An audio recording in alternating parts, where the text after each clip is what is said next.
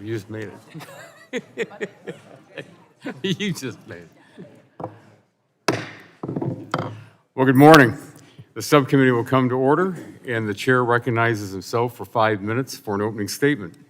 And again, thank you to our witnesses for being with us today. Americans rely on internet connectivity for work, education, healthcare, and staying connected with loved ones. Yet despite years of effort and billions of dollars, many Americans are still without a reliable broadband connection. Closing this digital divide is a bipartisan priority, and significant federal resources have been dedicated to this effort. Unfortunately, a problem that requires a dedicated and efficient response spurred an overwhelming and scattered federal funding response. As Ronald Reagan rightly said, the government is not the solution to our problem, government is the problem. In May 2022, the Government Accountability Office found that there are over 130 broadband programs across 15 federal government agencies. The largest of these programs, the Broadband Equity, Access, and Deployment, or BEAD program, created in the Infrastructure Investment and Jobs Act, commits $42.45 billion to broadband deployment.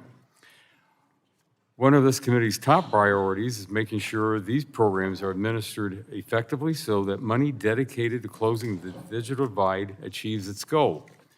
I remain concerned about whether that will happen. Some of these programs, including BEAD, were created outside of regular order. There was no discussion of whether $42 billion is the right number or debate on how this program should be administered. Very little of this money, if any, will support rural wireless carriers and provide critical services.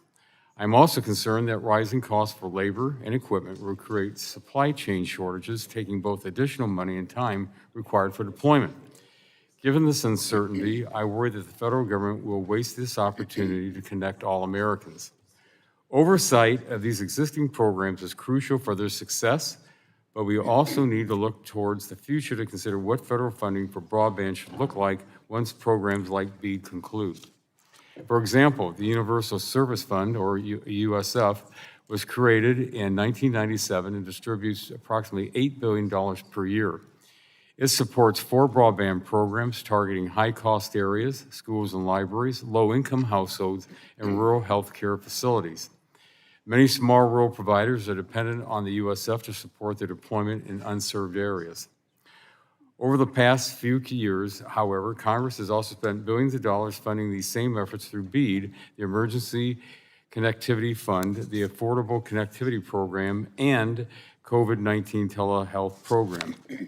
Given this duplication, Congress needs to address whether we still need the USF, and if so, what it should look like. This includes addressing what programs the USF should fund, how the USF should be funded, and what reforms are needed to ensure the programs are run effectively and without waste, fraud, or abuse. These are important questions for Congress to consider. Answering them will require serious, bipartisan, bicameral discussions. That is why I'm pleased to announce today that the ranking member of this subcommittee and I are joining the bipartisan Universal Service Fund Working Group led by Senators Thune and Lujan. I look forward to hearing from stakeholders and working with my colleagues on both sides of the aisle and the Capitol to find a solution that will ensure sustainable universal service for years to come. Today's hearing is a start of looking towards the future of federal broadband programs. I look forward to hearing from our witnesses, and I also, again, thank you for all being with us today. At this time, I now recognize the ranking member of the subcommittee, the gentlelady from California, for 5 minutes. Thank you very much, Mr. Chairman, and I'd like to welcome the witnesses who are here today. This is an issue that should be familiar to all members of the subcommittee. We've had a version of this hearing before, and we'll need to keep having them until all Americans have equal access to the broadband, regardless of their zip codes. This issue is also very personal to me. Although I have a large urban footprint in my district, I also have small towns and hamlets that are desperate for modern internet connectivity. When I'm back home in other small cities like Galt or Walnut Grove, the people that I meet with can literally tell me neighborhood by neighborhood where there's connectivity and where there's not. But for far too long, their local knowledge has been undervalued, and the requests for service have fallen on deaf ears. Thankfully, Congress acted, and I am more hopeful than I've ever been that will be getting them the connectivity they deserve. The Bipartisan Infrastructure Act provides $65 billion to expand access to broadband through new deployment and adoption efforts. This includes $42 billion for the BEAD program, which will support deployment of new broadband infrastructure projects. BEAD will be successful because it addresses the fundamental impediment to broadband deployment: economics. In rural areas where populations are more spread out, private companies cannot afford to deploy or operate a network. And in those areas, BEAD will provide the needed support to connect these residents.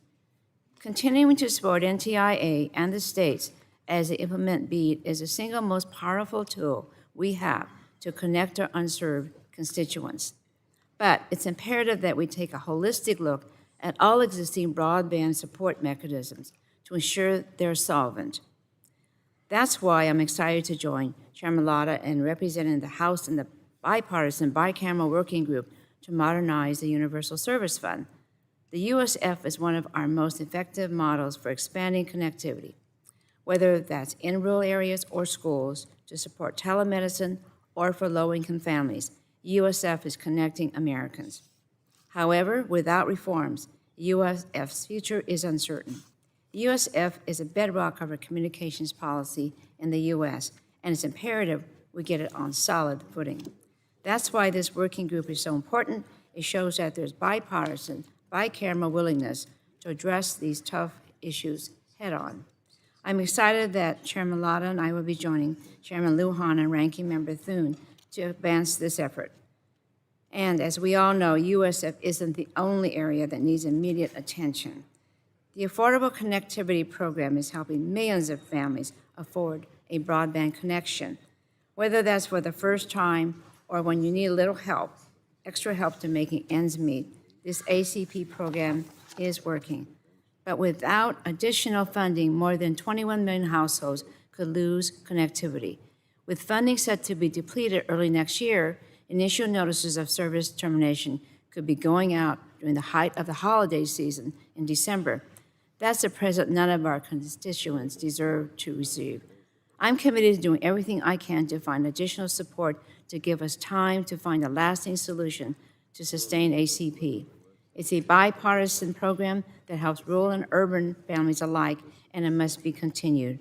I'm also looking forward to a meaningful discussion about broadband access that includes not just access and affordability, but also adoption.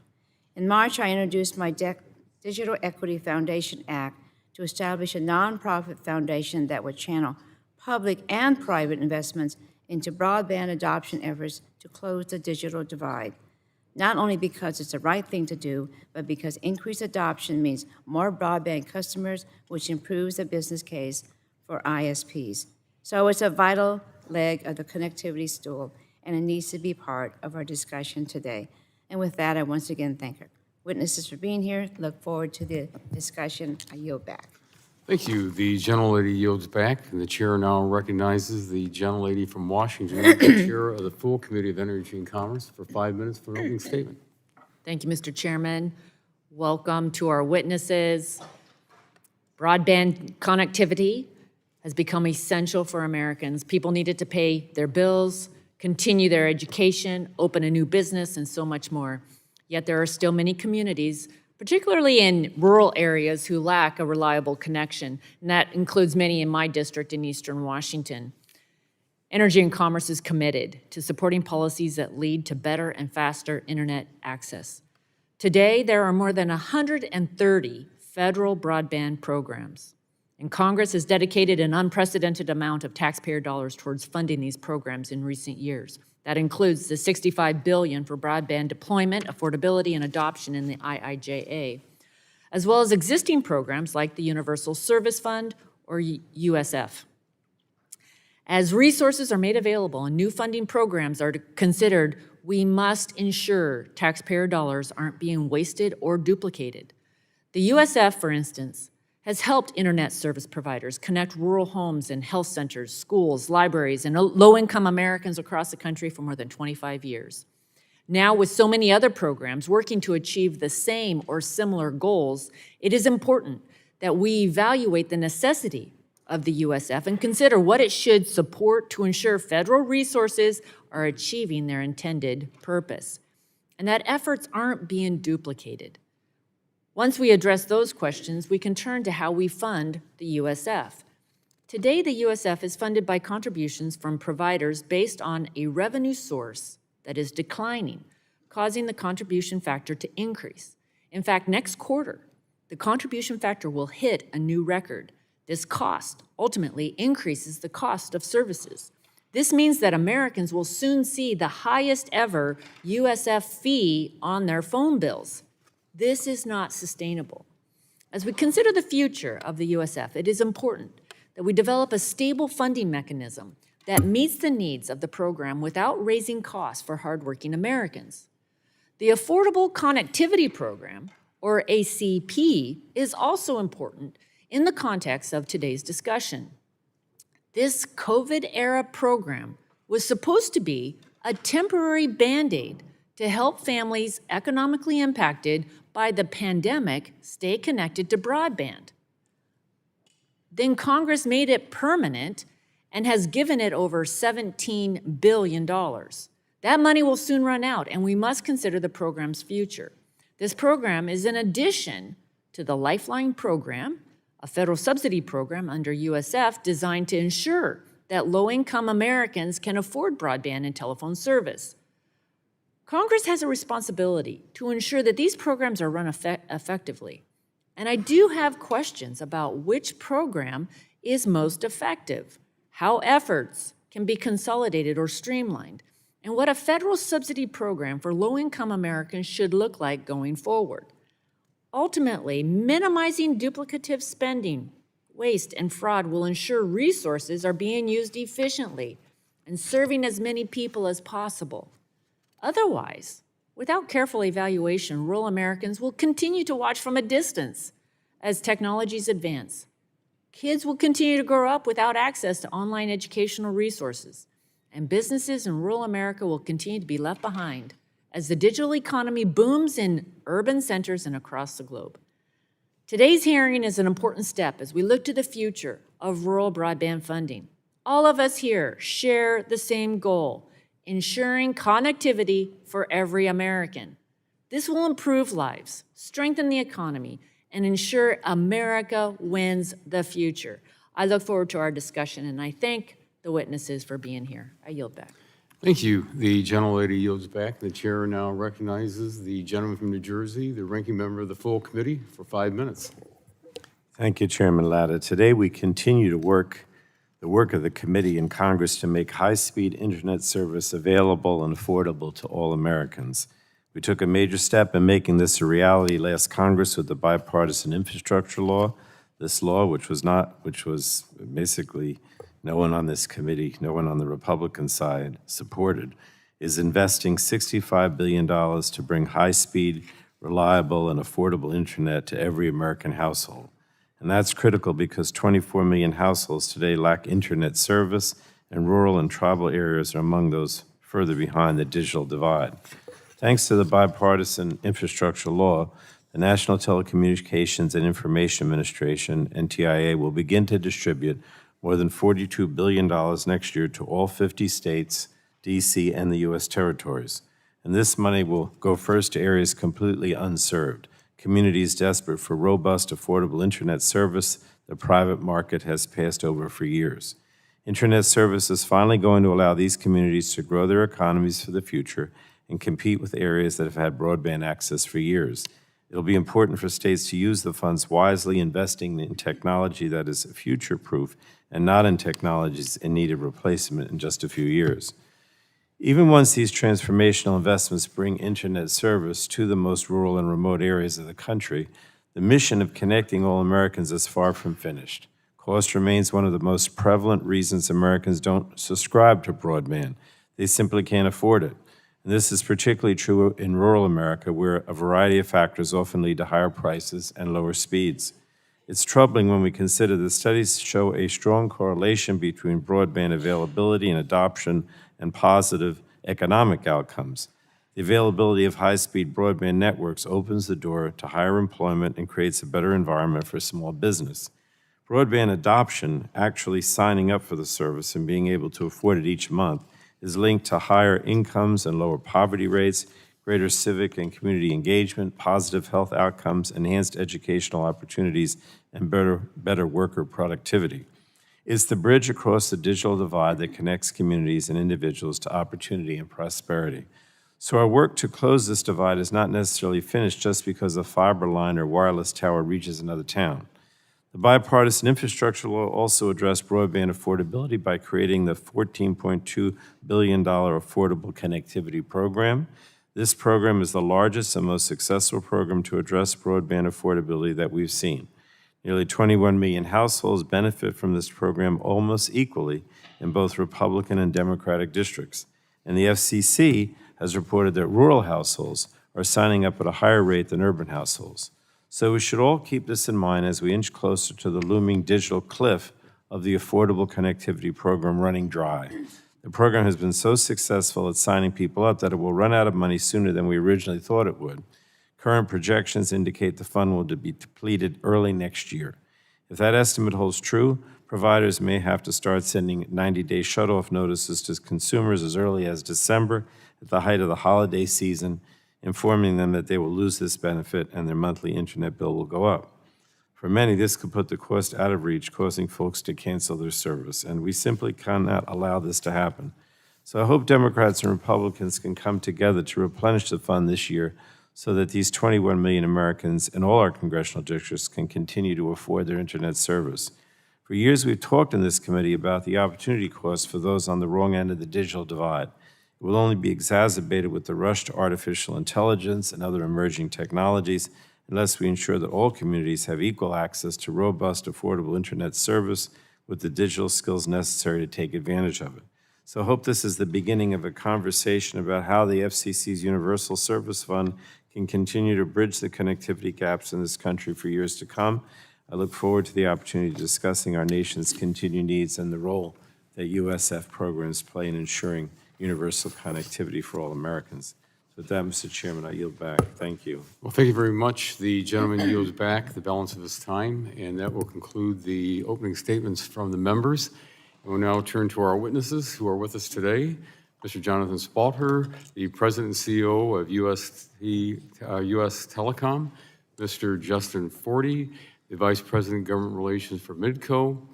Mr. Scott Walston, the President and Senior Fellow at the Technology Policy Institute, and Ms. Sarah Nichols, Senior Planner for the Land of Sky Regional Council of Government. The chair would also like to note for our witnesses that the timer light, which I know is out there today, which we didn't have last week, will turn yellow when you have 1 minute remaining and will turn red when your time has expired. And Mrs. Spalter, you are now recognized for 5 minutes for your opening statement. Well, thank you very much, Chairman Latta and Ranking Member Matsui, for the invitation to join this really important conversation this morning. I'm proud to be here on behalf of US Telecom, the Broadband Association.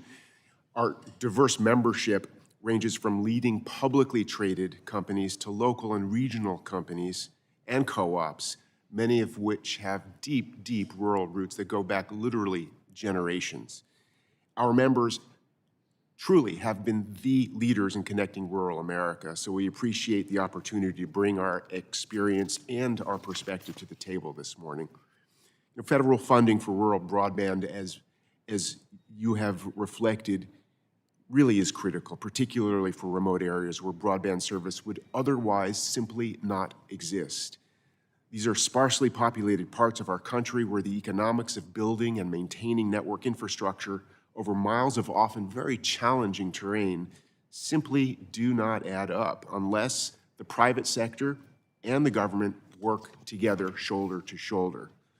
A number of programs assist in this partnership to achieve universal connectivity. Chief among them is the Universal Service Fund, which includes funding to build and maintain broadband networks to connect rural Americans to the power and promise of broadband. The ACP helps ensure that low-income families throughout the country are able to benefit from high-speed connectivity, and the once-in-a-generation BEAD program will help connect even more of our communities. So the question really before us is how can our commitment to universal connectivity be secured and strengthened for the long haul? Many challenges that come before this body do not have easy or obvious solutions, but this one does, and it comes in three parts, really briefly. First, until a long-term solution is established to fund the ACP, Congress should appropriate bridge funding for this critical program. Today, nearly 21 million low-income households in each and every one of the 50 states count on the ACP to help pay for broadband service. Their connectivity is now at risk, with existing funds likely depleting early next year. Second, there is absolutely no question that the current contribution system needs to be modernized to meet our universal connectivity goals.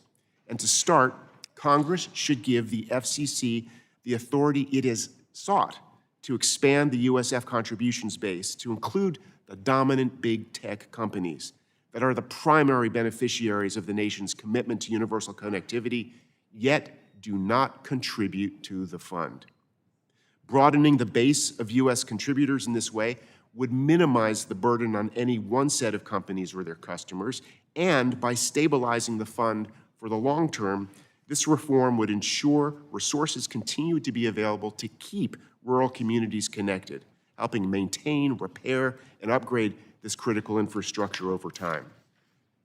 For those who may question the value of universal service to our communities, I recently heard from one of our small broadband providers, a member of U.S. Telecom in rural Texas, that in fact, without USF funding, prices for service would increase roughly 3,000% per customer. 3,000%. Third, Congress should ensure efficient and effective implementation of the BEAD program to stretch taxpayer dollars and connect as many unserved and underserved homes and businesses as possible. This includes streamlining permitting, minimizing burdensome rules to maximize provider participation, and prioritizing experienced providers. Experience matters.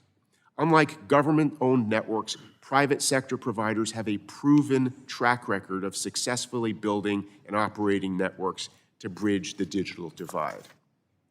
And I'd also say that this is a moment that matters. U.S. Telecom and its members stand ready, willing, and able to be constructive partners in securing the future of rural broadband. I am an optimist we will get the job done, and I'm happy, of course, to take any questions that you have this morning.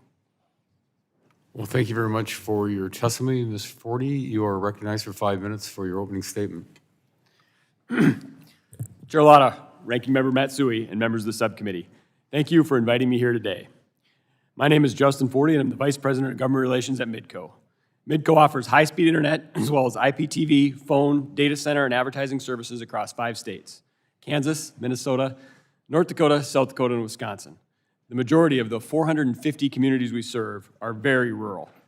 At Midco, we've invested more than $765 million in private capital in the last 6 years to extend and upgrade our fiber network. And I'm proud to say that 100% of these homes and businesses have access to gigabit speeds. But the challenge of connecting those homes and businesses that do not yet have any internet service still persists. In the last few years, the federal government has devoted hundreds of billions of dollars to create programs to get high-speed broadband infrastructure to the areas that lack it. We cannot waste this opportunity by allowing these programs to lose focus or fail. There are 7 pillars in this effort that we believe are a key to achieving our nation's collective goal of getting broadband to all Americans. First, target funds to areas truly lacking service. Broadband programs should target funding to areas where private investment is not going to occur. A high percentage of homes in a proposed project area should lack service to qualify. Some programs fund areas where as little as 50% of the households already have broadband service. Again, this takes funding away from areas that are truly unserved. Funding should also not be awarded in areas that are being built out due to other government awards or private investment. Midco was overbuilt by Reconnect awards in South Dakota, even though we were building a network that was funded by the FCC. But because Midco had not yet finished construction, the area was deemed unserved by USDA. Speed thresholds also matter. Areas should only be eligible if they do not receive a basic level of broadband service, such as 25.3.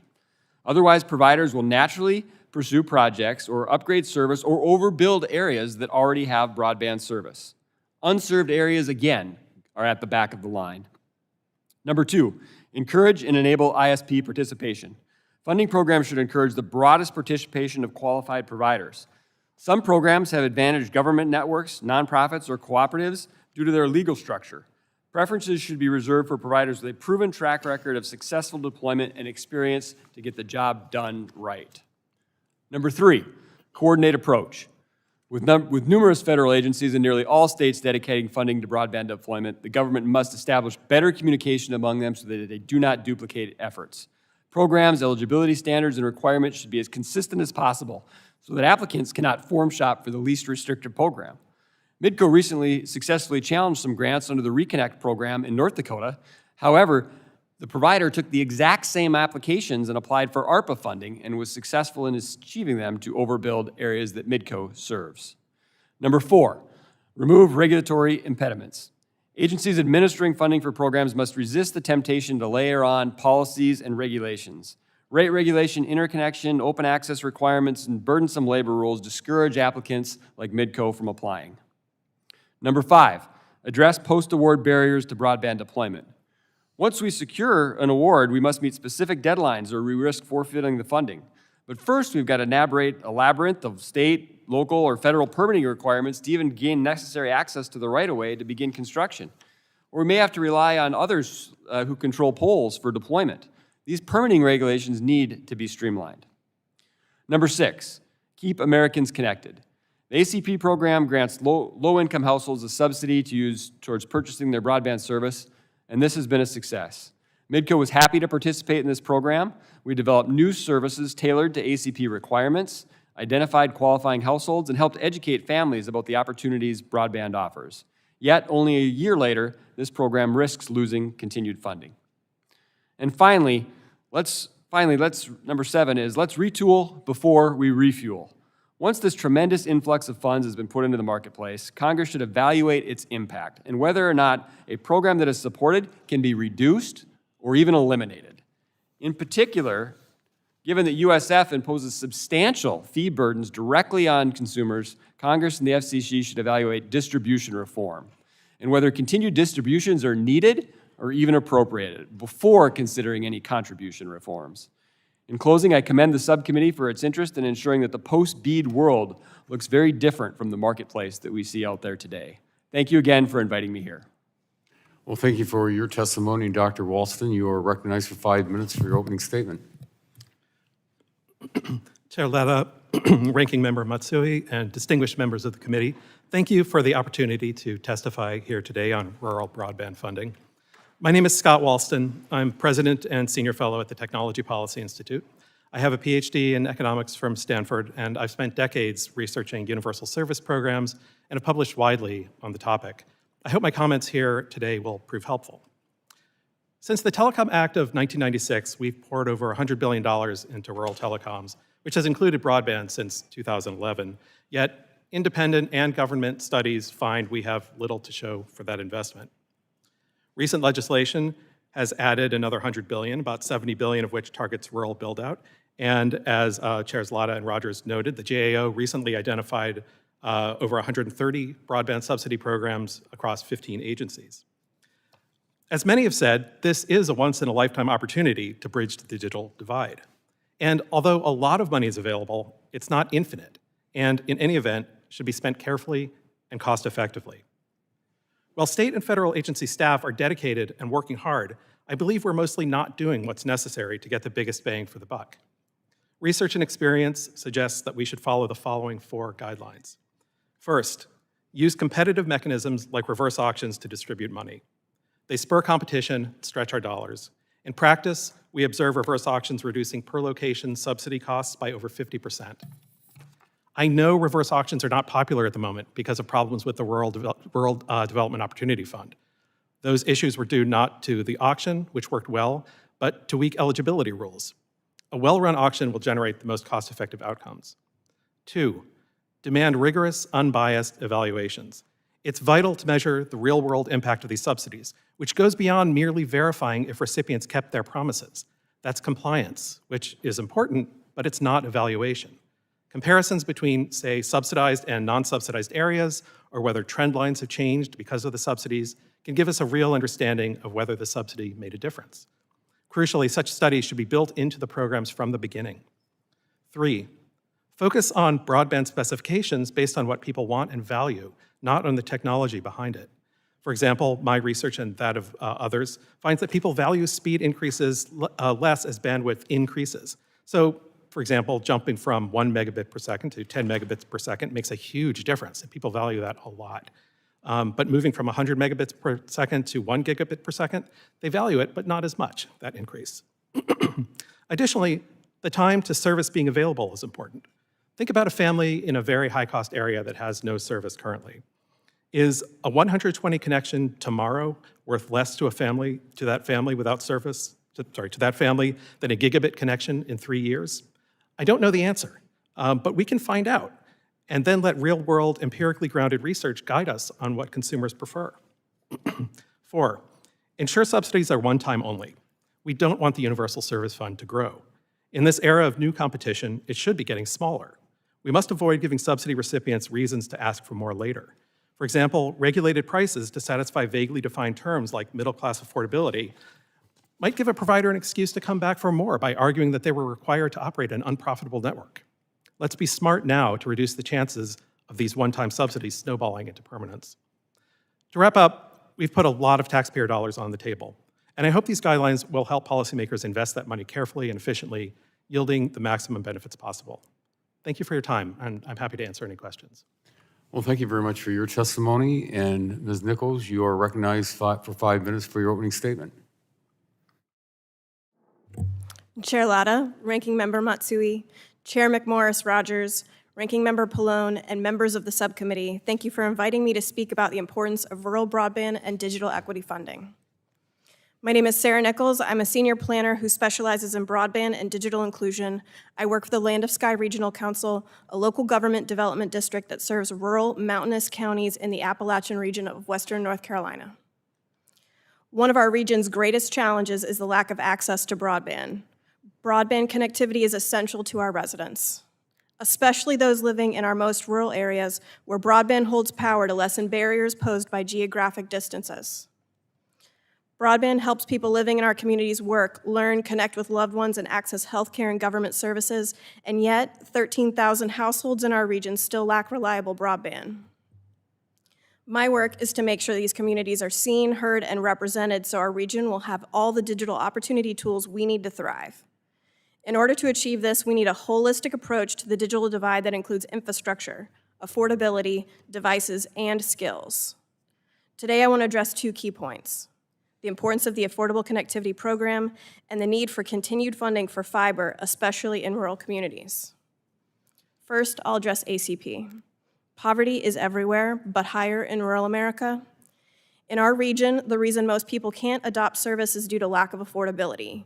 This impacts more households than lack of infrastructure alone.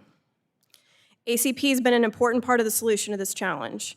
In NC11, for example, there are 39,000 households enrolled. Although the program is still new, it already has connected nearly 21 million households to broadband across the country. It's a program we simply can't afford to lose. Furthermore, internet service providers in our region can deploy at a lower cost because they can anticipate higher adoption rates in low-income areas. Despite its importance, the future of ACP is in jeopardy.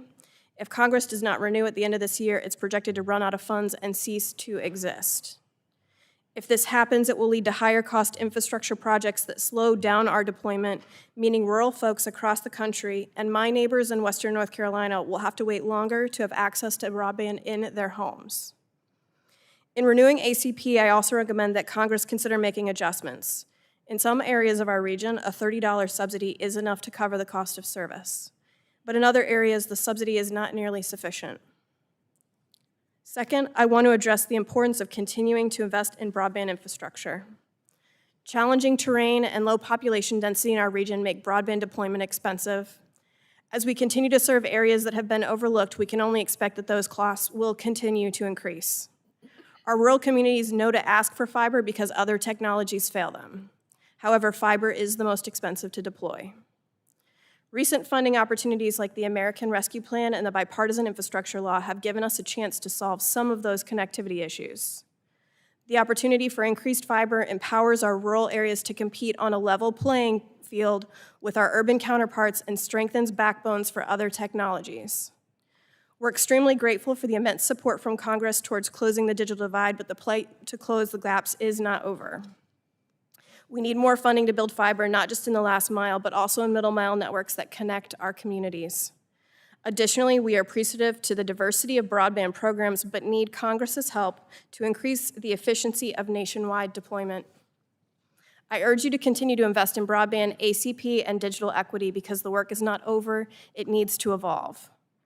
By making these investments, you are showing rural communities like mine that our futures, our children, our safety, and our quality of life is worth investing in. Thank you for the opportunity to testify today and raising awareness on this important issue. I look forward to answering any questions. And thank you very much for your opening statement. And that does conclude our opening statements for our witnesses, which will now proceed to questions by the members of the subcommittee. And I will recognize myself for 5 minutes. Mr. Forty, since 2020, Congress has created a number of new programs to create various broadband needs, such as serving high-cost areas, low-income households, schools and libraries, and telehealth. However, we have funded these priorities for years through the Universal Service Fund. Given the recent broadband spending, do we still need the Universal Service Fund, and if so, which programs should continue? Well, I certainly think we need to go back and evaluate the Universal Service Program and evaluate each of the programs to see which ones are truly needed out in our service territory. For example, in the Dakotas, the high cost program, we serve the exact same areas for people that receive high cost support under USF, and that's to the tune of $1.3 billion in both the Dakotas for high cost support. Midco could take over serving those entire areas and save the federal government $1.3 billion under that scenario.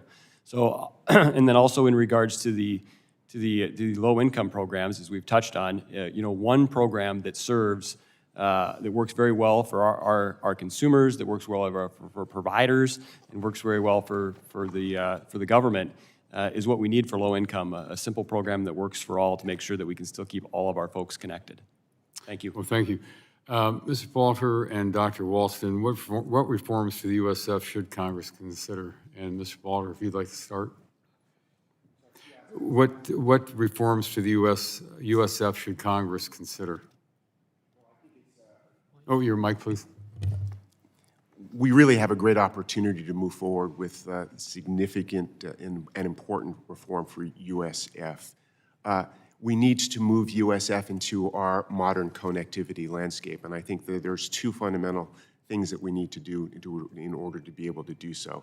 First is that the Congress needs to provide the FCC with the clear authority that it needs to be able to expand the contribution base. That is absolutely fundamental.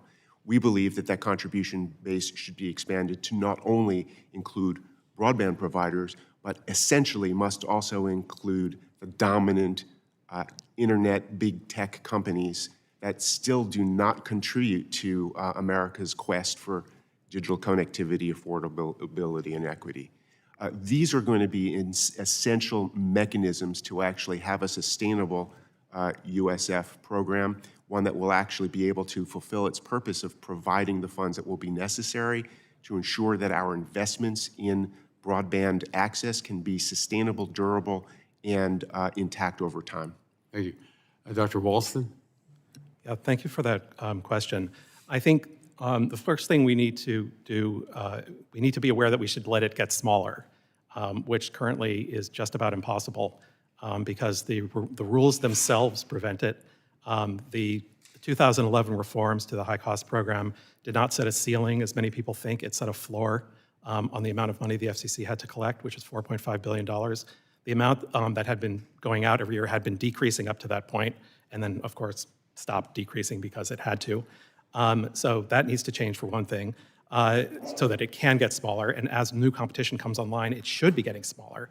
The areas that are not, that cannot support competitive broadband are there are fewer and fewer such areas over time, as I think you pointed out. And another way to do that also is, again, require evaluation, because nothing in the Universal Service Fund is evaluated currently. Just not the high cost fund, not E-rate, and if we don't do that, we just don't know how effective it is, aside from these independent evaluations, which sort of find that it isn't very effective, and they have no reason to be more so because it's not checked. And then a third, which is, I know, much more difficult, is to remove cost-based support. We know that cost models are bad. They radically overestimate the costs of providing service. The inputs into them are all measured with error. You put it together, huge error on either sides. People think that these are accurate estimates. They're not. And we see that when you have competitive bidding, because the bids for the subsidies always come down to often half or more of what they were before. I know it's a really hard lift to ever do that, but it's crucial to letting the Universal Service Fund get to the size that it really would need to be. Thank you. With my last 20 seconds remaining, Ms. Forty, I'm going to just ask a real quick yes or no, if I may.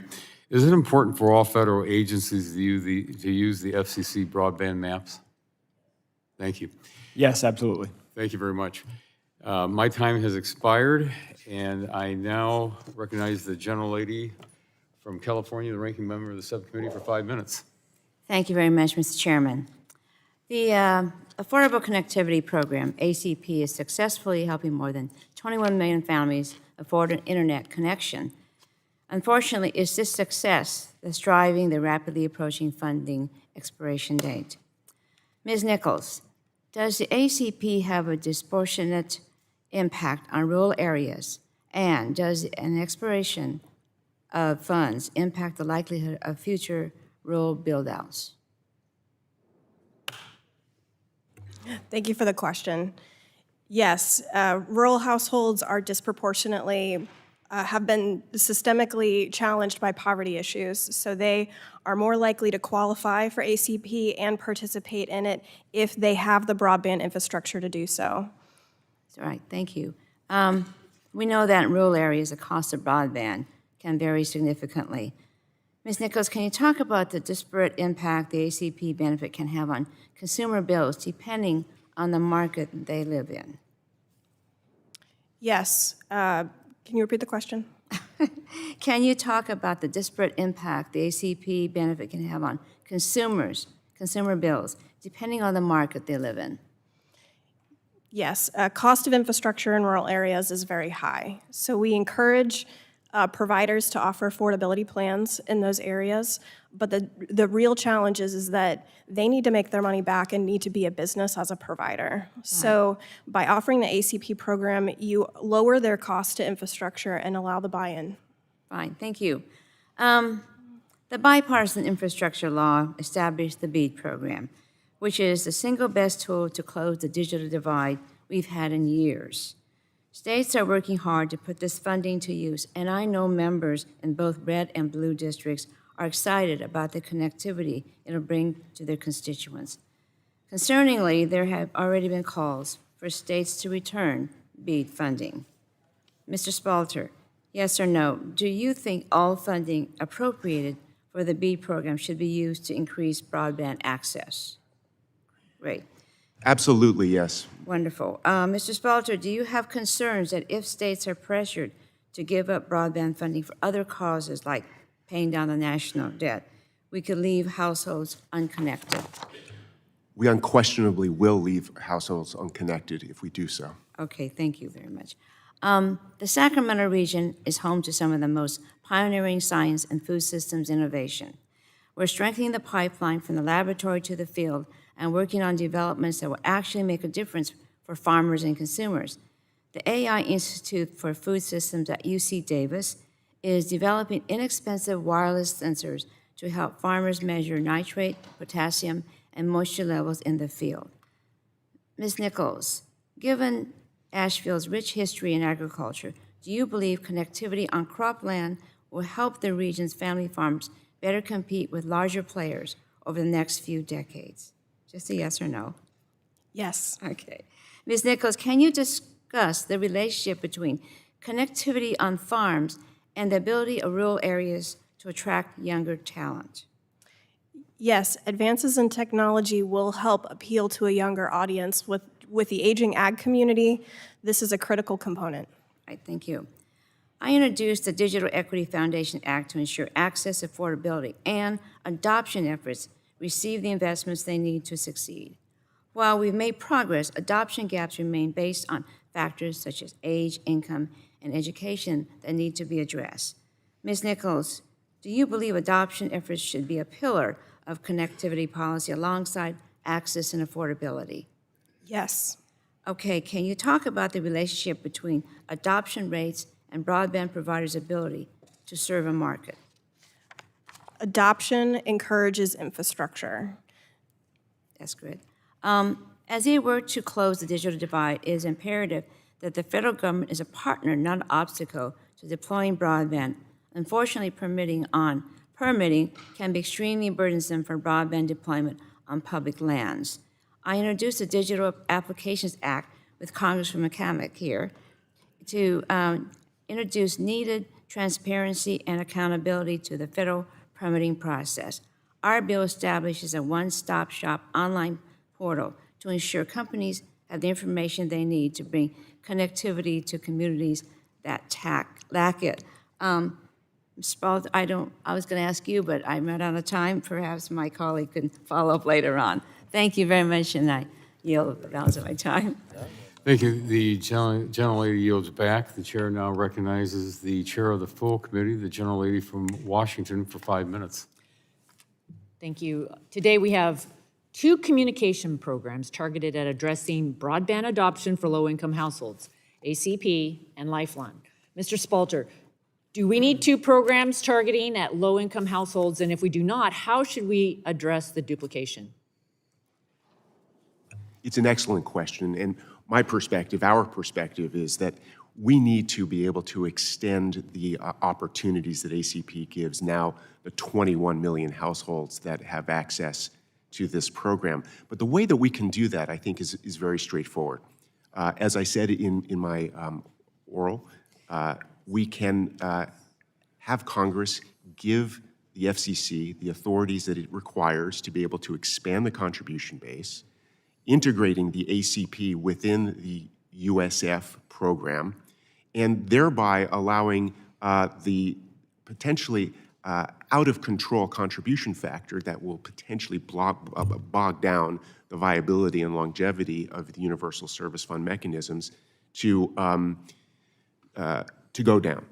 And in so doing, it can expand the contribution base sufficiently to allow not only broadband, but importantly, the dominant the dominant big tech companies to participate, so that we would effectively fuse the Affordable Connectivity Program with Lifeline and have it do so in a way that would actually not require appropriated dollars from Congress. Thank you. Mr. Forty and Dr. Wallstein, do you agree? Yes, I mean, I think that when you look at the programs, one program that is easily, for our consumers and our customers to understand. Also, these programs can be burdensome to providers, as we have to work with the government agencies and get folks qualified as well, and that can take up time and resources from an internal perspective. And obviously, focusing on the folks that truly need it. I think one program that can do all those 3 things and really serve its intended purpose is the way to go. Thank you. Yeah, it really is a good question. Lifeline and ACP really are targeted at the same things, and it makes sense to think of them together. But the answer to how they can continue is, one of the nice things about ACP is that it comes from general revenues, which is the way all support for USF should go, as far as what I think. I mean, that has the broadest contribution base that you can get. And I know, again, that may not be popular, but general revenues is, from an economics point of view, the right answer. Also, if we focus on adoption, which I agree is important, absolutely, other things matter than the price as well. And we actually don't know a lot about that, all the different factors that keep low-income people from adopting. The FCC has done some really nice experiments in the past trying to learn this, and discovered that there's a lot we don't know, and we should learn. Thank you. Mr. Forty, I have a lot of concerns about how the programs are being implemented also. And I believe it is important that we are technology neutral. And it seems that the administration is favoring some technologies over others. And in parts of my district in Eastern Washington, that just doesn't work when you have a lot of mix in terrain, you have mountainous regions. And it's not going to work to ensure universal connectivity in a cost-effective way. So, Mr. Forty, why is it important for federal broadband programs to use all available technology? It is absolutely essential for our government to be technology neutral. We want to use the best technology for our consumers and your constituents to reach those folks in rural areas, and we have to take into consideration what's best for them. So, we love the availability of being a company that has multiple forms of connectivity to reach all of them and their intended needs. In many areas, the terrain and the cost is simply too high. Thank you. I appreciate that. I'm going to move on. I'm running out of time. Dr. Walston, I wanted to ask from your perspective, should we first determine what we want the USF to subsidize before determining how to fund the USF? That is, should we focus on the distribution reform before the contribution reform? Yeah, we should be doing everything we can to know that we're funding exactly what it is we want to fund, and that and the way we're doing it makes a difference. And so far, we're pretty much not doing any of that. So absolutely, I think so. Lots of money flowing, yes. But we need to answer we need to answer that distribution question first. Thank you all for being here, providing your insights. I'll follow up with more questions. I yield back at this point. Thank you. The gentlelady yields back, and the chair now recognizes the gentleman from California's 29th District for 5 minutes. Thank you, Chairman Latta, and also Ranking Member Matsui for holding this very important hearing. And I want to thank the witnesses for imparting their knowledge and their expertise with us and their opinions, especially in front of the American people. Several of you have made references in your testimony to importance of continued funding for the Affordable Connectivity Program, otherwise known as ACP, a position I fully agree with. Across the country, Americans depend on the $14.2 billion the bipartisan infrastructure law invested in the ACP to access affordable broadband to the tune of 21 million households. In my district, 30% of households participate in this program. That's over 69,000 families who depend on these resources for their affordable broadband. As things stand, the program could run out of money in early 2024, and participants may begin receiving notifications as early as December of this year. If we want to talk about ensuring that no Americans are left without broadband access, we must talk about the importance of continued funding for the ACP. Ms. Nichols, this program that has connected millions of Americans with affordable broadband, can you speak to the challenges that providers, participants, and the FCC would encounter when relaunching the program if it were to lapse and the funding of the ACP would run out? And also, Mr. Spalter, would you like to speak to that same question? Thank you for the question. Aside from the fact that you'd be cutting them off from critical services, there would be massive trust issues from participants. Many cases, the people who struggle with affordability may have problems with other digital divide aspects, and they won't understand the complexities of what we're discussing today. Thank you for your question, Congressman Cardenas. In the absence of access to the ACP, at a time where we're tantalizingly close to closing the digital divide fully and finally, it would deal a devastating blow to the promise and future of universal connectivity. We know that affordability is an aspect of why we haven't been able to close the digital divide, and the ACP is an essential program to allow that affordability mechanism to be extended to those families in need. Thank you. Mr. Ford, can you describe the preparations that are being made to notify participants that funding for the ACP is expected to run out in early spring? We haven't gotten to that point where we've started to address that with our consumers, but certainly, we want to make sure that all of our friends and neighbors have access, regardless of their income, to that program, and certainly want to work to continue to try to provide connectivity for them. And frankly, ACP is the best program we have for the consumers. It's the best program we got for the providers, and there are folks that would truly go without that service if ACP isn't continued. Well, we're dangerously close to even keeping the government open, so I would prepare if I were you, because I don't know if we have high hopes that we're going to be able to continue the ACP with all the negotiations and all the, bringing together of the minds of members of Congress in both houses. So hopefully you can prepare sooner than later.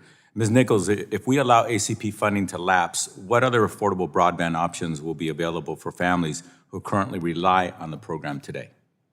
Unfortunately, there are many options.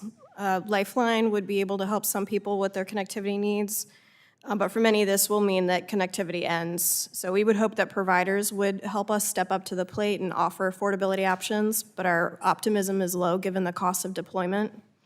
So this would be devastating, and I would be looking for support for public Wi-Fi.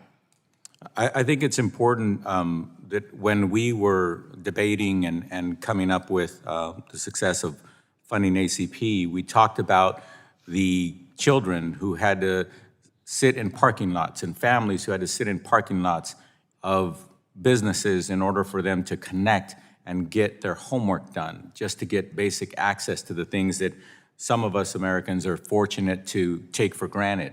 Let's not forget that. I really appreciate this opportunity for us to discuss this before the American people.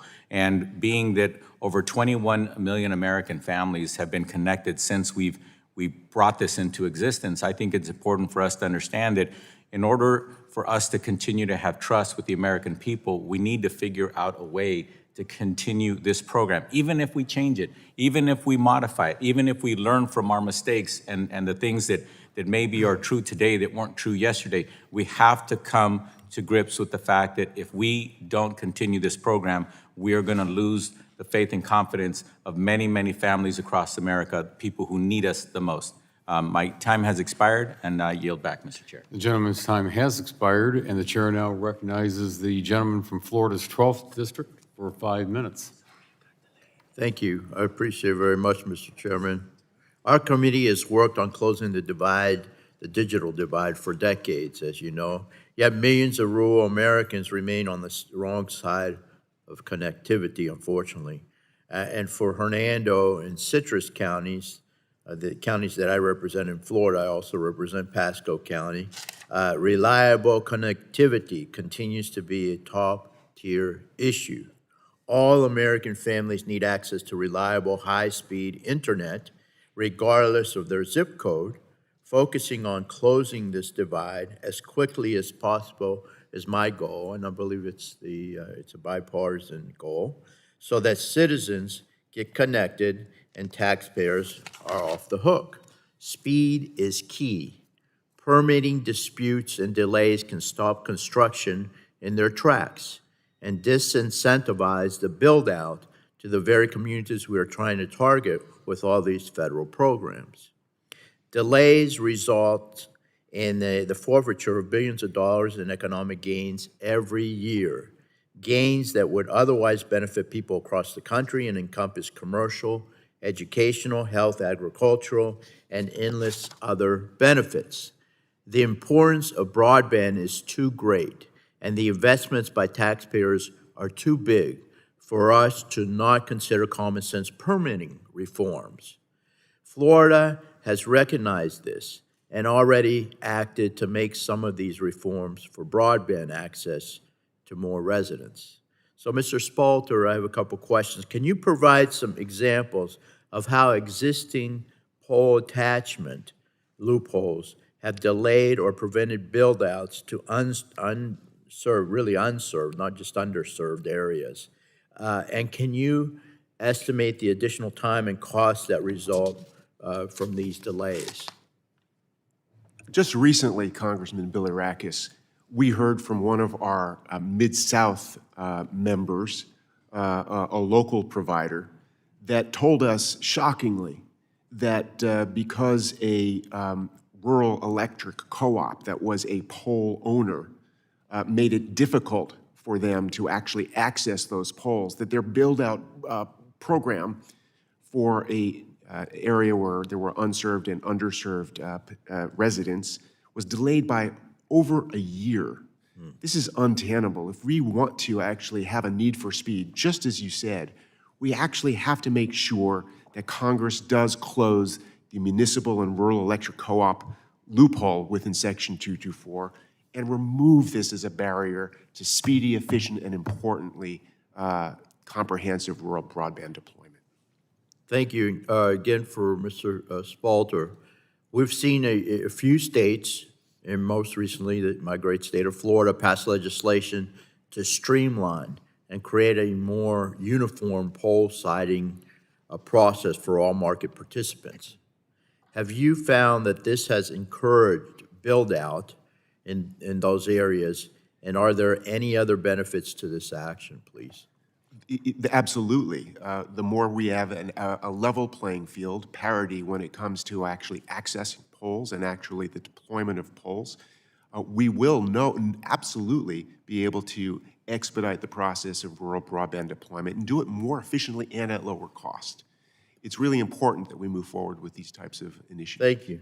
At the end of the day, if we can lower the costs, again, of build-out, taxpayer money can be spent more effectively today. I know y'all probably all agree on that. So we no longer have to sacrifice more taxpayer money to this problem tomorrow. So I appreciate you having this hearing, giving me the opportunity, Mr. Chairman. Thank you. I yield back. Thank you. The gentleman yields back, and the chair now recognizes the gentleman from Florida's 9th District for 5 minutes. Thank you, Chairman, for hosting this important oversight hearing today. We have a big job to do. Historic investments from the infrastructure law of over $65 billion, add in $10 billion from the American Rescue Plan, and we have the capital to be able to fundamentally alter America to make sure we bring internet to every American across the nation. And our job is to make sure it's overseen right.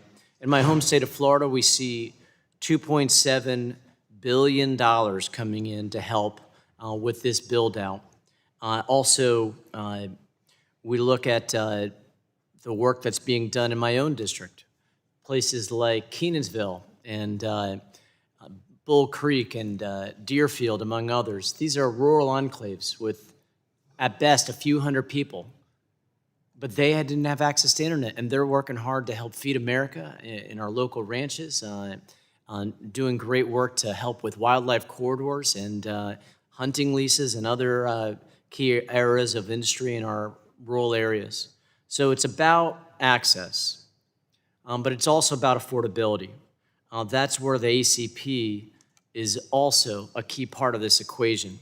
As we look at nearly 70,000 households in Florida's 9th Congressional District enrolled through ACP. We appreciate the United Way and a lot of our local cable and internet companies for really helping seniors, persons with disabilities, and folks who are working every day and just trying to make ends meet. In addition, I'm an honored co-introducer of the Rural Internet Improvement Act of 2023 that merges the Pilot Reconnect program with existing programs to help through the Department of Agriculture to really bring this to the next level in rural areas.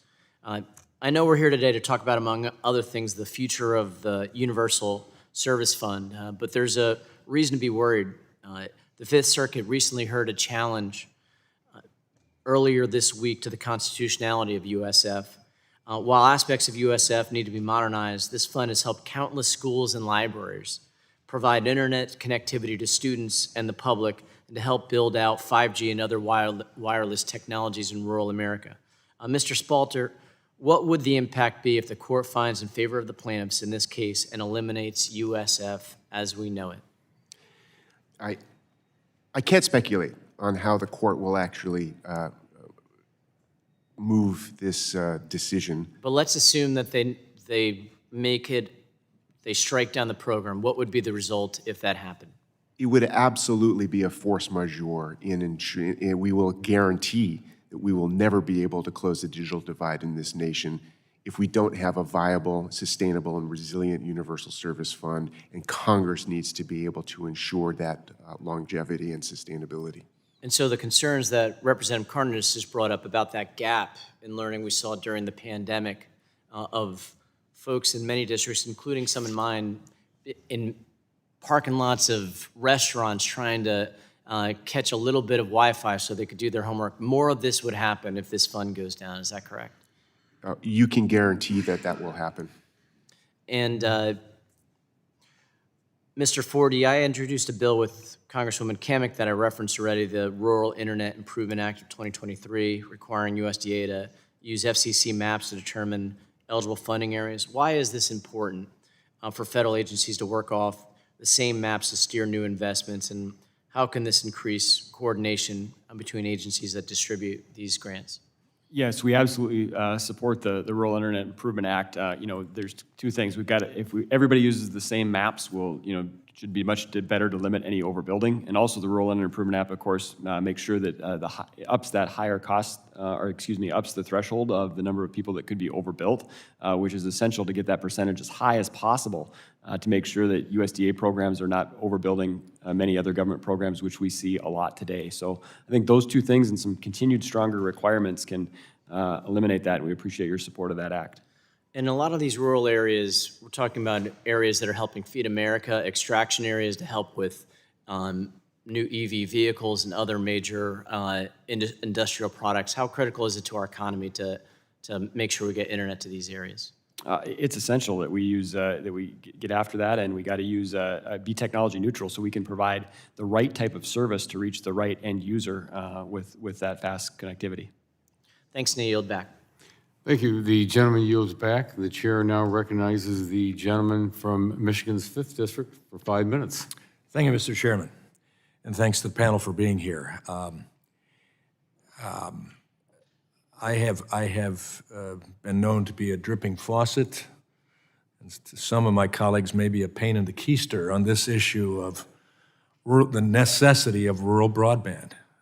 I don't want our students having to go to parking lots of restaurants and libraries, et cetera, to do their work, but I certainly don't see how we can get the combines and tractors today that need all of this technology as well to park in a parking lot. It just doesn't work well for harvesting or planting, and so we need to continue pushing on this and making rural America a top priority.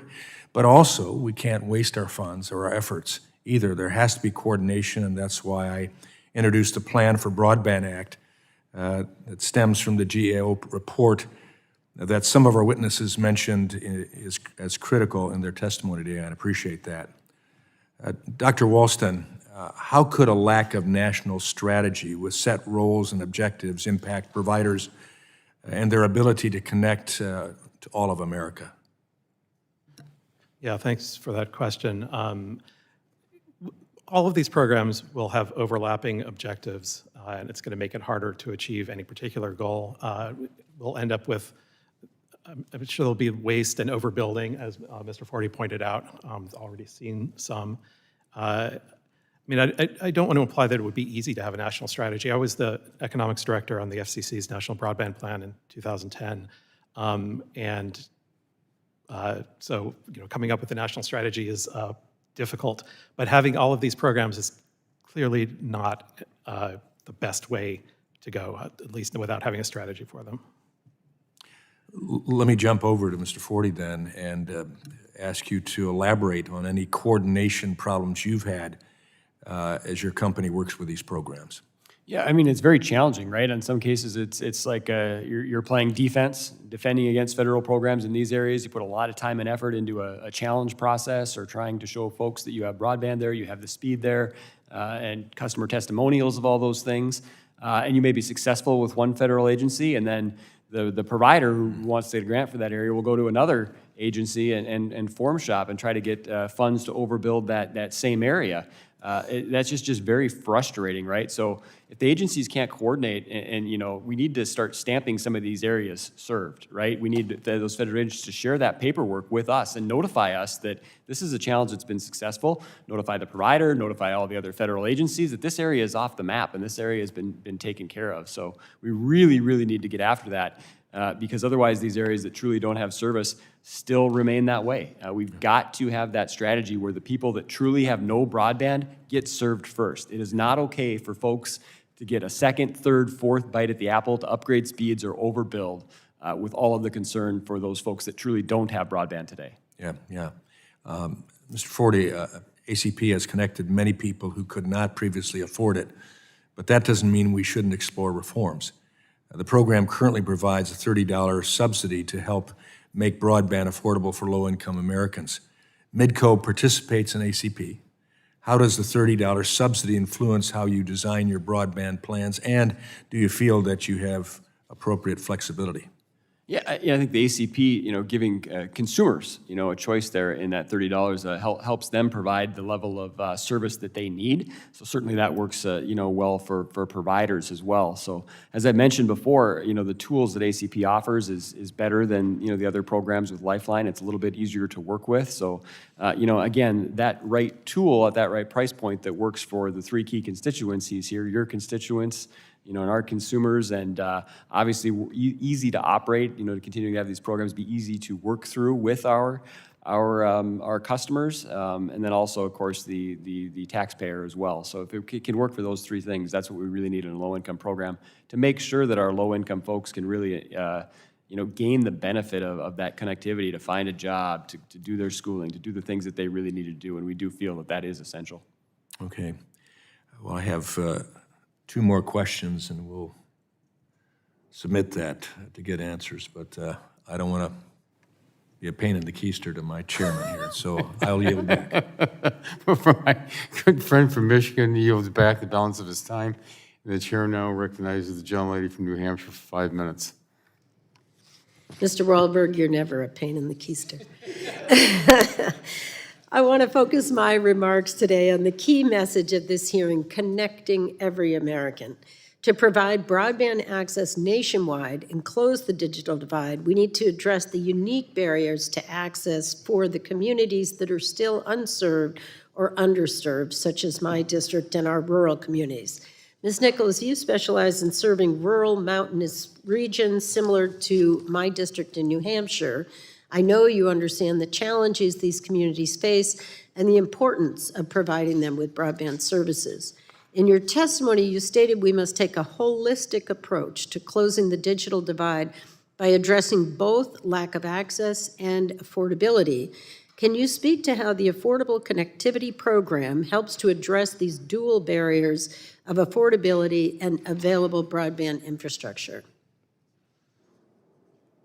Ms. Nichols. Yes, we work a lot in this space of trying to get connectivity in the places that need it most. That does include some mixes of technology and affordability. So we found that the high poverty rates in rural areas lend itself to needing to take a 1-2 approach of access and affordability, but even those things alone do not close the digital divide. And the ACP is currently helping to bridge the affordability gap and connect 21 million Americans to the internet, including over 18,000 in my district in New Hampshire. Congress must continue to invest in the ACP, and I join my colleagues in sending a letter to the President and congressional leadership urging them to come to an agreement to continue funding this program and prevent it from lapsing next year. I want to thank my colleagues in the Rural Broadband Caucus, our co-chairs, Representatives Craig and Whitman, for leading this letter and showing the necessary bipartisanship to get this done. And Mr. Chair, I'd like to submit this letter to the record. Thank you so much. Congress had made major federal investments in our nation's broadband infrastructure, like BEAD and the Middle Mile program. The County of Grafton in New Hampshire was recently awarded $12 million Middle Mile grant to install fiber as the backbone of this region's broadband network. Investments like these will transform access to broadband for this rural region of my district. Again, Ms. Nichols, can you speak to how this investment in a fiber backbone will support the build-out of additional technologies needed to reach rural communities? Yes, middle mile networks are excruciatingly necessary to build out. The last mile is dependent on them to reach every American in this country. Additionally, they're effective to support other technologies such as wireless and are needed to help emergency management support services. Thank you. For many granite staters living in rural and unserved or underserved regions, the lack of broadband access means that many of these streaming services are still out of reach. I'm committed to providing broadband service to every household in America, and I look forward to working with my colleagues to ensure we do not take steps backward in our efforts to close the digital divide. And with that, I yield back with over a minute to go. Well, thank you very much. The gentleman yields back. The chair now recognizes the gentleman from Georgia, the vice chair of the subcommittee, for 5 minutes. Thank you, Mr. Chairman, and thank all of you for being here. This is extremely important. You know, I represent South Georgia, and we have a saying in Georgia, there are really two Georgias. There's Atlanta and everywhere else, and I represent everywhere else, and everywhere else is rural, and we're trying to close the digital divide. That's what we want to do. We want to make sure everybody's got access, but we also want to make sure that these programs are working efficiently and effectively. I have to be quite honest with you. I'm very thoroughish. Simplify, simplify, simplify. Over 130 programs, though? I mean, it just seems like we've got way too many. And that's what really concerns me. I just don't know why we need 130 of them. I think we're all after the same goal of closing the digital divide, but 130? Goodness gracious. Let me ask you, Dr. Walston, according to the FCC, there are over 20 million households that have enrolled in the Affordable Connectivity Program. How many of these enrollees are new broadband subscribers? Do you have any idea? How many of them are just, these subsidies are going to consumers who've already been connected? Well, we don't actually know the answer to that question. See, that's the kind of question I need answers to. I agree. Yeah, I think there's a mistake of we confuse inputs with outputs. Yeah. So. Yeah. How would Dr. Walston, how would you evaluate whether the ACP is a success or not? I think you're on the right track.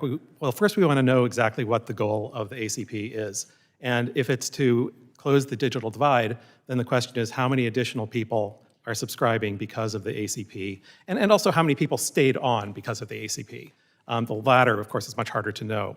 And so that's the question. What is the... but the former is not hard to know. No, it shouldn't be. Right. Well, what kind of reforms would you make to the ACP to make it more effective if you had the chance? Right. Well, let me start off by saying one really good thing about the ACP is that it's from general revenues, which I think is appropriate, and it's a voucher program which lets the consumer choose where they want the money to go. Those are really good things. But other things could change. So for example, it's a $30 subsidy. I don't know whether that's too much or too little, but we know that because it can only go to one company, any price between 0 and 30 is $0 to the consumer. So it kind of has a not great effect on price competition at the low end. One possibility might be to allow the voucher to be split, for example, between two companies. Mm-hmm. Then that might help restore competition on the low end of the market. So I think things like that could be very helpful. Mr. Spalter, you have any suggestions? I think that it is, given the fact that the rollout for ACP we're still in its infancy, we're going to need some time to do the kind of evaluation that Dr. Walston has suggested is going to be absolutely critical to ensuring that if we are going to suggest any effective reforms, that we have the right kind of data to be able to do so. Okay. I would say, however, that what's absolutely critical is that we extend the program so that we can ensure that your constituents and others that are represented by many of you can have access to the broadband and the choices that come with the ACP over time. All right, Mr. Forty, in your testimony, you mentioned how permitting regulations impede broadband development. And I know you find this hard to believe, but I got a bill for that. The bill is the American Broadband Deployment Act, and it would streamline these procedures. And you know, I'm thoroughish. I want to simplify. I want to streamline. How does permitting play a role in the future of broadband, and how does it promote U.S. global competitiveness? Thank you for the question. That's absolutely key. We were just recently working on a project in the beautiful the Black Hills in South Dakota, and probably not that much different from the areas you serve. And we had issues with there was a road through the area, but it was through Forest Service land. We weren't able to access that right away. We tried looking at drilling through the rock. $200,000 per mile to drill fiber through that rock. Found that there was poles there, very old poles that we could potentially have access. But the pole company, challenges with wanting them to hang on that poles or replace all the poles because they were 40 to 50 years old at our expense. So the reality of that is when you were running into all these different challenges to serve one of our last truly unserved places in America, is just puts a tremendous burden on a provider to try to solve all those issues in a very short period of time with government funding. It makes it very difficult, where if we would have had some of those challenges eliminated, we could add service to those folks today. Right. Thank y'all, and I'm out of time, but 130, too many. Thank you, Mr. Chairman. I yield back. Thank you much. The gentleman's time has expired. The chair now recognizes the gentlelady from Illinois for 5 minutes. Thank you, Chair Latta and Ranking Member Matsui for holding this morning's hearings, and thank you to our witnesses for participating.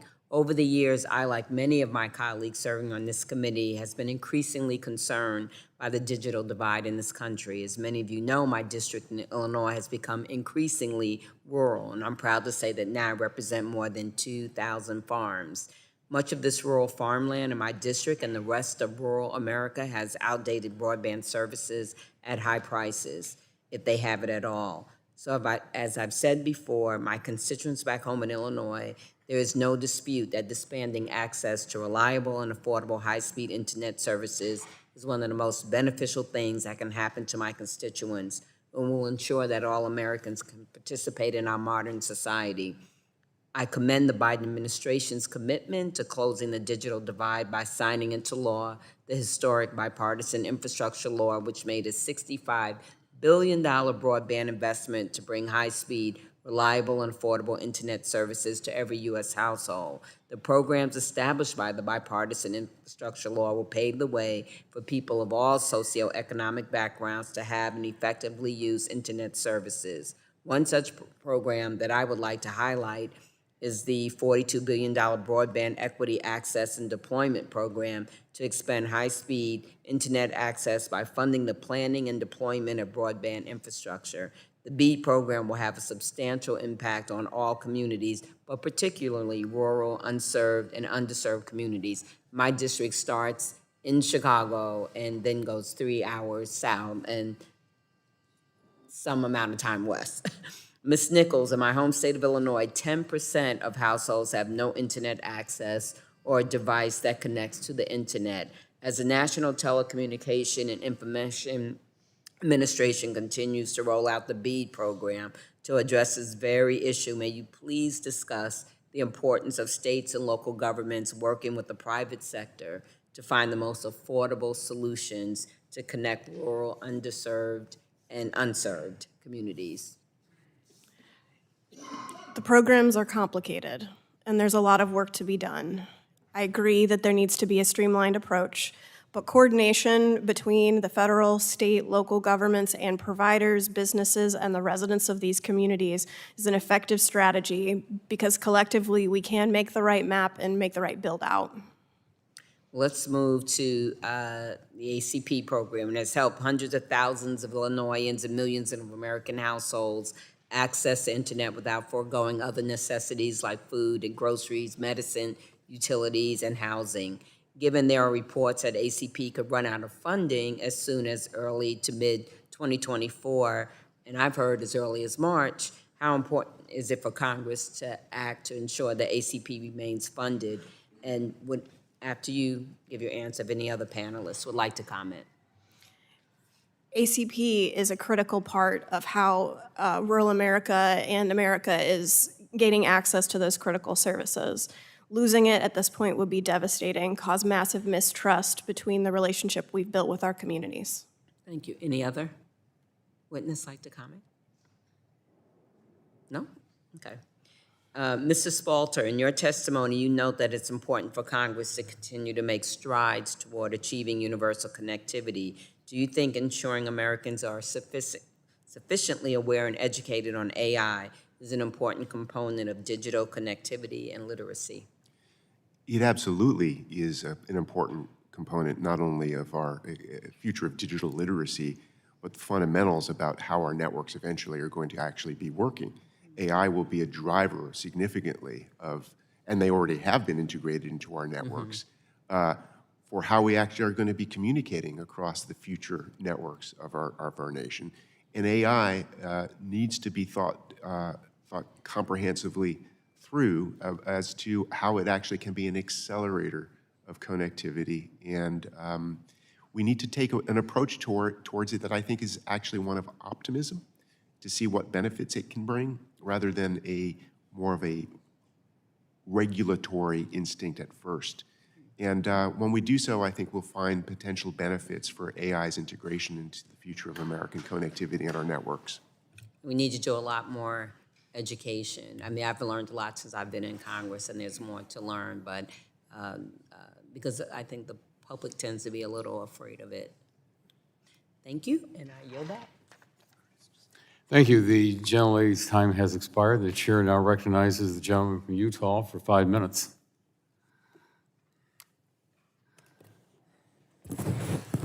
Thank you, Mr. Chair. I need just a half a second to get in my seat here.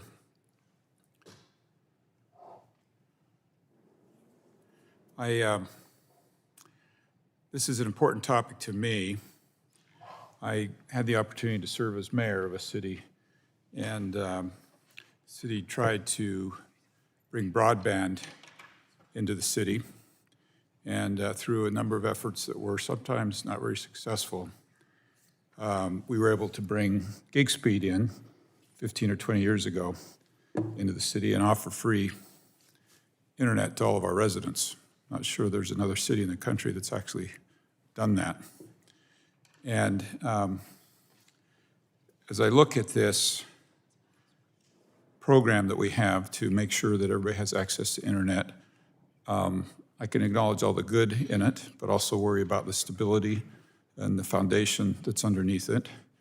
And maybe just quickly could ask Dr. Wallstein to talk to me a little bit about the foundation and how stable the foundation is.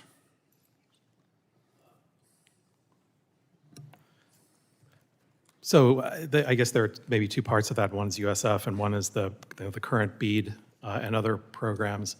I do worry about the long term. What will happen in the long term because of BEAD? We want to make sure that these are one-time subsidies to build out, and not reasons to make the Universal Service Fund grow even more, because it's easy to see networks coming back in a few years and saying we need more money for this, and it's always seems to be hard to say no to more money. So that's a problem. So some have suggested the FCC assesses revenue generated by video streaming. Hang on a sec.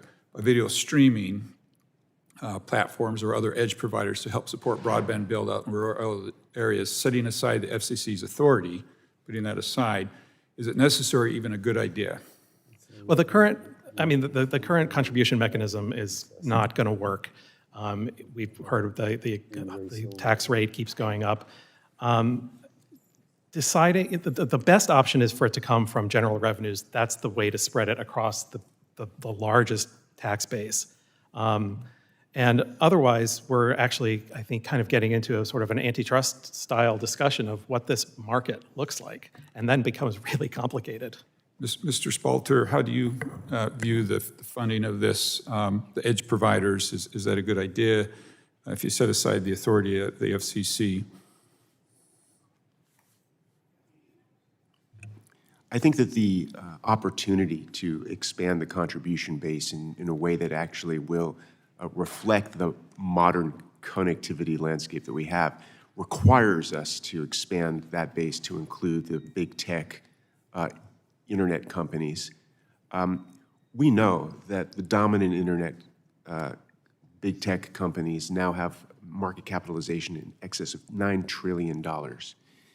If we want to have a universal service fund that is fundamentally reformed and capable of doing its work, of ensuring that we can provide operational expenses to expand and upgrade and repair networks, it's time for those dominant companies to accountably, fairly, and reasonably become part of the solution set. They are not at the table, and it's time that they Let me follow up on that a little bit. There have been proposals to assess the contributions paid by broadband providers based on revenue generated from broadband services or based on the number of subscribers or connections that are provided.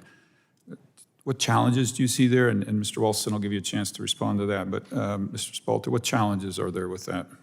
Well, I think that the inclusion of broadband or biased services into the contribution base is important, but I don't think it's sufficient. We've seen modeling that suggests that if actually broadband services are included in the formula that establishes the contribution factor, we'll be able to push that factor down, but only temporarily to 4%. We need to actually go beyond that to include I want to the dominant pause, and I providers. do appreciate your answer, but I do want to give Mr. Walston a chance to respond as well. Yeah, I mean, the foundation of that is of the contribution mechanism doesn't really make sense. We tax a service to provide a service. But if we're going to head down that road, then the economics answer is to tax the things where the tax will have the smallest effect on consumer behavior. And that will have the smallest real effect on the economy. That would be the answer. I wish we had more time to explore this. And Mr. Ford, I'd love to give you a minute, but I am out of time, and so I'm going to have to yield back. The gentleman's time has expired, and also votes have been called. What I'd like to do is get through the ranking member of the full committee's questions, and then we'll recess and go vote and come right back then. So the gentleman from New Jersey, the ranking member, is recognized for 5 minutes. Thank you, Mr. Chairman. We've already talked about the harm of letting the ACP run out of funding, especially right now as the bipartisan infrastructure law investments are set to bring affordable high-speed internet to unserved areas across the country. So let me just ask Mr. Spalter and Mr. Forty, how are internet service providers factoring ACP into their deployment planning decisions, and how does the uncertainty of the program's future affect that planning? The ACP is an essential ingredient to development of broadband deployment plans, and that's particularly in the context of BEAD, where there are states that are requiring that access to BEAD funds has to have a prerequisite of participation in the ACP program. So those are integrally tied together. In absence of clarity about the ACP's future, it will be enormously difficult for broadband providers, small and large, to be able to plan successfully and in a rigorous way to ensure that their CapEx investments in building networks will be able to be planned in a way that will actually be able to reach the truly unserved and the low-income families and households that are resident in those unserved areas. Thank you. Mr. Forty? Yes, we love to go and bring our services to more people who want them and more communities who want our services, and then, of course, anywhere that makes fiscal sense. So as we look at these areas to deploy, and oftentimes under our franchising authority, when we're going into the community, we need to serve the whole community, and that means all the low-income folks there, and we certainly don't want anybody to have to go without our Midco services. So certainly something we take into account, and the more people that sign up for us, the better when we go into a new community. Well, thank you. Now, I have to say I'm struck by the numbers we've heard today regarding the amount of money the country has spent over the last decade supporting internet infrastructure in rural areas. But it seems to be that for too long we've supported good enough infrastructure that has kept these communities constantly behind the curve. And in my opinion, that's an unfortunate use of government funds. So let me ask Mr. Nichols, I think this was what you referred to in your testimony as something is better than nothing projects. So can you tell us how government investment in future-proof internet infrastructure combined with a sustainable ACP will help your area and local economies in rural communities? I believe the question you're asking is about not duplicating projects over and over. And fiber is the most scalable, reliable, long-term, future-proof strategy we have. So the cost efficiency is really lost when we have to keep coming to these hearings and re-appropriating funds year after year to do technologies that only are Band-Aid approaches to the solution. So, I mean, what would you like to see different? I mean, what do you propose that we do differently with with existing programs or in the future? The 25-3 standard is already behind, and the needs for technology increases will keep going. So put in a strategy that allows for that baseline to come into play. The gigabit fiber network solves that solution. So rather than keep putting in 25-3, 120, put in the gigabit solution now so that we can spend it when the cost is actually the cheapest. Okay, thanks. And then my last question is about the Universal Service Fund. There's an active conversation about the entities that should pay into the fund, but I think it's important to first start with a vision of how the fund will continue to support universal connectivity in the United States into the future. So let me just ask, there's only about a minute left, Mr. Spalter, and then Ms. Nichols again. What kinds of programs do you think are important for the Universal Service Fund to support in the future? We'll ask Mr. Spalter first, and then if there's time, Ms. Nichols. It's an essential question that comes to the heart of what we talk about when we're talking about USF reform. I think that the critical programs are going to be those that will sustain focus on operational expenses that will allow us to continue to optimize those investments that we're making in the networks via CapEx investments so that we can repair, upgrade, and maintain those networks over time in areas where it's simply uneconomic to do so. I think so for the high-cost program is absolutely critical. Affordability is also going to be a huge part of the future of the USF.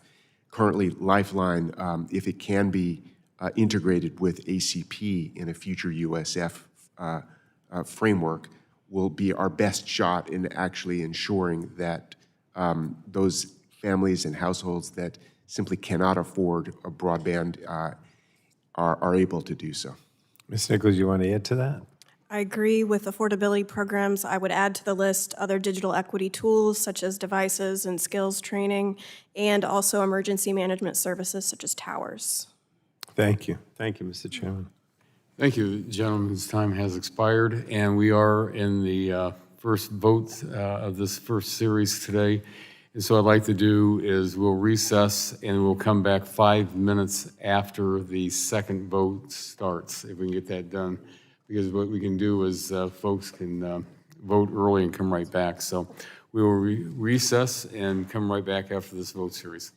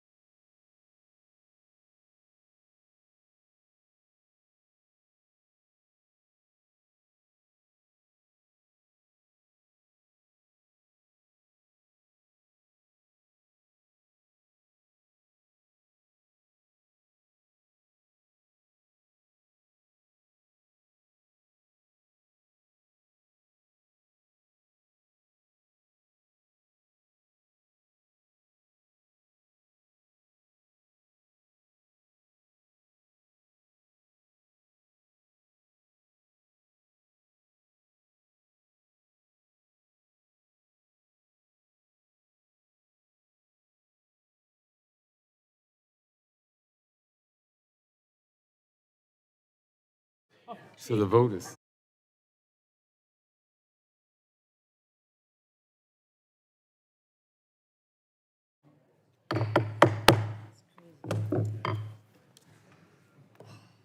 Well, good morning again. The two votes, well, we think the two votes are over, but it's still open right now. But at this time, I'd like to recognize the gentleman from Pennsylvania for 5 minutes for questions. Thank you, Chairman Latta and Ranking Member Matsui, for conducting today's hearing on rural broadband and the future of federal broadband programs. The government made an historic investment in our nation's broadband infrastructure with the recent BEAD program. Rural Pennsylvania specifically is a beneficiary with $1.16 billion going to the state and to my district to help those previously unserved by broadband. Connectivity has become a necessity for my constituents as their livelihoods and as our economy becomes dependent on strong, fast internet connections for telehealth, for work, for agriculture, and for more. However, our work is just starting. We must ensure that the government is being that responsible steward of the hard-earned taxpayer dollars and only promoting broadband programs that will help the American public. Mr. Forty, the FCC is nearing the third iteration of their broadband maps. These maps not only show where the service is being provided, but also the level of service and technology utilized in a certain location. As we reevaluate, what funding is still needed to connect every American, and what role should these FCC maps play to ensure limited overlap and waste between federal agencies? Yes, thank you for the question. We absolutely have to have everybody using the FCC's maps to make sure that there is no overbuilding that's going on. If we have all these programs work correctly, the resources are there to close the digital divide. If we go after it with a technology-neutral manner and we use all of our future-proof technologies, all technologies are future-proof. We would not deploy a connection that was not future-proof. If we can do that and attack all of our unserved addresses, there is enough money to serve those areas, and if we can use the same map and continue to make sure that as those areas on the map are taken off it and there's no overbuilding, this can be a goal that can be accomplished with the current funding that is out there. Mr. Forty, many of your member companies participated in the Affordable Connectivity Program, or ACP. In fact, as of August 1st of this year, Pennsylvania alone has over 660,000 enrollees. However, despite this large number of households that have already enrolled in the program, it is unclear whether ACP enrollees had previously prescribed to broadband before this benefit. Mr. Forty, do your companies keep track of how many ACP subscribers existed before the implementation of this program? Yes. So Midco has about 11,000 ACP customers, and approximately 2,000 of those customers are new to Midco. Do you feel that should be the industry standard so we recognize how much this additional funding is going to encourage and allow additional individuals to participate? We certainly don't want anybody to go without a connection and want to make sure that we can't, provide our services for free. So certainly for those low-income folks, we want to make sure that they're still able to access that connection so they can do the things that they need to with it to find a job, to have a job, and to educate their kids. And I agree with that. To find a job, to have the telehealth access that they need so that agriculture has that necessary engagement from rural broadband as well. We all need this. Every constituent and our commitment to make sure that the funds are adequately there, but also to make sure that they are not overlap and overspending to occur. I thank each of the members for being present today. I thank all of the witnesses for being here today to further this enrollment and to further the rural broadband throughout Pennsylvania and throughout America. Thank you, Mr. Chairman. I yield. Thank you. The gentleman yields back, and the chair at this time recognizes the gentleman from Ohio's 12th District for 5 minutes for questions. Thank you, Mr. Chairman. Thank you all for being here today. It's good to see everybody. My first question is for Mr. Forty. In your testimony, you mentioned that internet service providers should be allowed to participate in federal broadband programs without favoring a specific technology. While fiber remains one of the most reliable ways to connect Americans to the highest available speeds, given geographic differences, and the time it takes to build out, it may not be viable for everywhere. In my district, a local fixed wireless company, Ohio TT, has worked with the village of Somerset and Perry County to connect its residents to the internet. This was the first time some of my constituents in Somerset were able to connect to the internet in their homes. It took just 29 days from getting approval from the village to getting the first resident connected. Ohio TT now serves large portions of Coshocton County, which is another county in my district where fiber build-outs have been very slow. We all want to get our constituents connected as quickly as possible. As BEAD build-outs can take years, we can be getting rural Americans connected in a matter of months. Again, I'm a fan of fiber, but I've also seen firsthand how hard it is to reach these communities in my district, and how hard it is to reach these communities in my district. Can benefit from a fixed wireless at low cost to providers and to the federal government. Mr. Forty, I understand that Midco operates some of fixed wireless networks. Can you explain the benefits of these networks and under what circumstances you might choose to build a fixed wireless network rather than a fiber network? I couldn't agree more. Again, we want to use the best tool in the toolbox. You know, with what you said, you know, during COVID, you know, our folks went out and hooked up thousands of customers with fixed wireless for their needs for education over just a few days. You know, we only have 6 months or so where we can build in most of our service area because of the weather. That's a great reason to use the fixed wireless. We have agriculture communities and very sparsely populated homes that might be, you know, 8 or 10 miles away, where we can, you know, an 8 or 9 mile long driveway for one residence isn't a situation where I think the government should be looking at fiber. You know, similarly, there'd be folks that might have their, you know, very expensive vacation home, you know, up a hill, right? You know, and you're talking about $200,000 a mile. So there's a number of instances where that fixed wireless technology is really the best choice.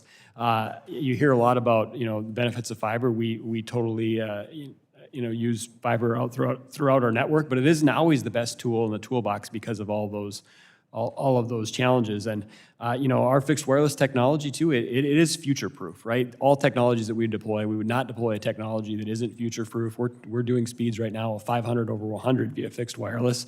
I myself am a fixed wireless customer. I've had it for 12 years. I have 27 odd connected devices on my small family farm, 3 IPTVs. I have never had an issue at all with my connection. And in fact, if you asked my wife if she wanted fiber to the farm, she would say, nope, we're not tearing up the yard. Well, we want to keep her happy. My next question is for all witnesses, and I'd like to move on to the Rural Digital Opportunity Fund, known as RDOF. This was intended to be a two-phase auction. RDOF Phase 1 awarded a total of $9.2 billion for broadband build-outs across rural America. With states receiving the BEAD funding, some are wondering if we should even move forward with Phase 2. This is a question for any of the witnesses, and can you tell me what you think of RDOF did right and what it did wrong, and how we can improve future FCC funding programs, including RDOF Phase 2, if it happens? Gentlemen, my mother always taught me, ladies first, please. I know, I was going to, Mr. Spaulding, but Mrs. Nichols. Thank you for the question. RDOF in our area ties up a lot of the territory of unserved into a very long time frame. So my chief complaint with RDOF, although we are seeing build-outs in the effect start to strategize, is that the BEAD funding could be implemented faster. So securing the territories and locking them up is problematic. Thank you. Doctor? Right, so I think the key problems with RDOF were, well, one was the eligibility rules that allowed companies to participate who weren't able to do what they promised. And then a second was when the FCC changed its rules after the fact to disallow SpaceX. You mean, you can have an argument whether they should or should not have been included, but changing the rules after the fact creates a real credibility problem, I think. But I think it is important to make sure that RDOF and BEAD don't overlap, because we want to avoid subsidizing multiple providers in the same place. Okay. Mr. Spaulding, I'm going to skip you because Mr. Forty, go ahead real quick, please. My time's up. Oh, no, I'll reserve. Okay. Thank you all. Thank you, Mr. Chairman. I yield back. Thank you. The gentleman's time has expired. I'm just going to see if there's another member coming through the door here in about another 30 seconds.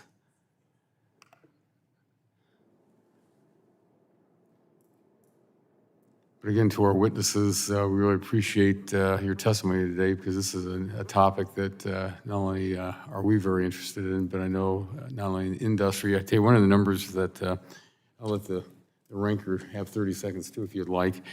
But I know that several years ago, the number was about $1.7 trillion have been invested by private industry out there to expand broadband. Seeing today, it's up to 2.1, so that number's going up.